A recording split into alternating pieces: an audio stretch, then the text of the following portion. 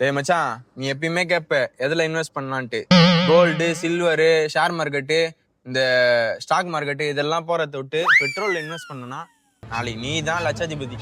BMW போவியா இல்ல ஆடியில போவியா இல்ல எதுல போனே நாளைக்கு தெரியாது. நாளைக்கு உன் லைஃபே மாறுபடும். 50 ரூபாய்க்கு பெட்ரோல் போடுறோம், 500 ரூபாய்க்கு பெட்ரோல் போட்டுன்னு போறான். இங்க வாய்ப்புன்றது நம்மளுக்குலாம் அவ்வளவு சீக்கிரம் கிடைச்சிறது கிடையாது. இது நம்ம ஆட்டம் மச்சி. இதெல்லாம் உண்மை மச்சி. இவ்வளவு சொல்லி நீ யோசிங்க என்னடா சொல்றது உன்ன?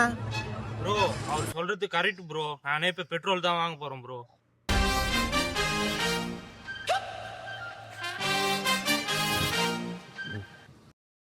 ஹலோ மச்சான், நியூஸ் பத்தியா? என்னடா பெட்ரோல் பங்க்ல பெட்ரோல் காலி ஆயிடுச்சா? இல்லடா, நேத்து வந்ததெல்லாம் ரூமராண்டா, ஃபேக் நியூஸா. ஃபேக் நியூஸா? ஆமாண்டா நீ அப்ப வாங்கின பெட்ரோல் என்னடா பண்றது? மச்சான், எரியறதெல்லாம் வண்டிக்கு போட்டுக்கடா. டேய் என் வண்டிக்கு போட்டாலும் மீதி இருக்குமேடா.